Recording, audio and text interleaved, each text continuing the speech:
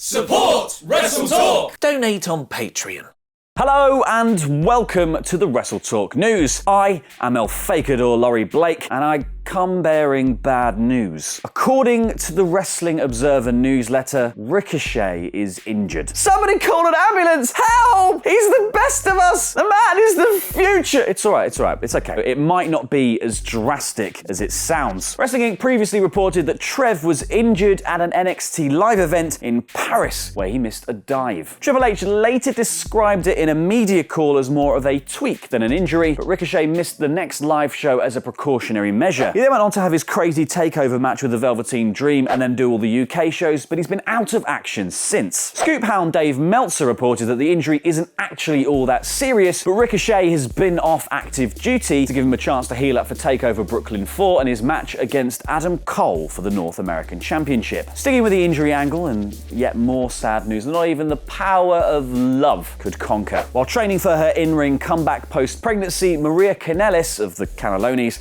broke her wrist. Kanellis took to Instagram to post an x-ray of the injury, presumably using the other hand, saying, "I broke my wrist training in the ring to come back, which means 6 weeks in a cast. Do the math. Still have time before Evolution." They say that bad news comes in threes, and it does here on WrestleTalk because it just makes sense to put all the injury news into one big video. Segue? Sad segue. Sad segue. Sadly, yeah, it's more injury news as Tegan Knox, perhaps better known as Nixon Newell, from Tindies, suffered a particularly nasty injury at the Mae Young Classic tapings at Full Sail University. Wrestling Inc. had a correspondent in the crowd who said that Knox was wrestling Rhea Ripley when she landed badly from a dive and apparently injured her left knee. The referee then gave the dreaded X symbol and the doctors came to the ring to check on her. At that point, Knox wanted to continue, but then she screamed out in pain after Rhea hit a dropkick. She then threw up her own X symbol and the ref called for the bell. Knox was seen sobbing in the ring as the Full Sail crowd went silent. She was then helped out to a standing ovation. This is obviously a devastating blow for Knox, who missed the 2017 tournament due to an ACL injury. She only just returned to the ring in April of this year at an NXT live event. Shortly after the tapings, Triple H discussed Knox's injury with ESPNW. He said, "The doctor looked at it and it was so painful at the point that he couldn't manipulate the disc to see if it was an ACL. So we have her headed over to the hospital now. We'll check what it is." Tegan, while obviously upset, was ever the professional, taking to Twitter to thank fans for their support and say, "This isn't how I plan to finish the Mae Young Classic in any shape or form, but the last 2 days have been the best of my life despite the obvious. My match with Rhea is something I've wanted for a while because damn, that girl is talented, even if she is moody." Tongue sticky out emoji. Freak accidents happen, but to hear that she had a killer match with one of the best wrestlers in the world, Io Shirai, made my heart swell with happiness. I've said it before and I'll say it again, everything happens for a reason, so no matter what the full extent of this injury is, I'll be back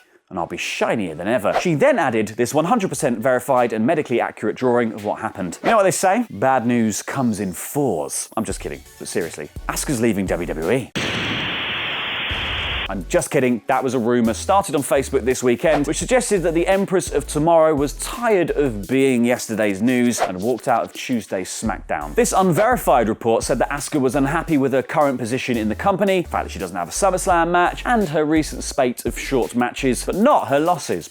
Weirdly. The original report was attributed to Mike Johnson of PWInsider.com, who denied the claims, tweeting, "I have not reported anything about Asuka leaving WWE, and any website or social media account that claims that I have is lying to you." Then, the man with all the listening devices, Dave Meltzer, weighed in on Wrestling Observer Radio, saying that he had heard the rumours that Asuka was leaving WWE, but they aren't true. Sounds like nobody was ready for this Asuka rumour. Before I go though, here's something that from reading the comments I'm sure many of you are definitely ready for. If you haven't already, you should definitely pledge and become a WrestleTalk Patreon. Not only do you get Wrestle Ramble extras, 2 Patreon exclusive podcast episodes every month, shout outs on the show, and you get to suggest fantasy booking warfare topics for us. But if we reach our next goal, Luke and I are going to start doing Wrestle Ramble reviews of NXT every single week. This is going to be available for everyone on YouTube, but if you pledge, you get the lovely warm feeling of having birthed new content for everyone to watch and enjoy, plus all the rewards I mentioned before. So go on,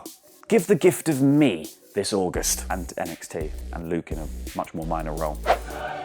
Click the picture of Ollie and Luke on screen now to become a WrestleTalk Patreon and give us a subscribe to keep up to date with all of the latest wrestling news. I've been El Fakador, and that was Lucha.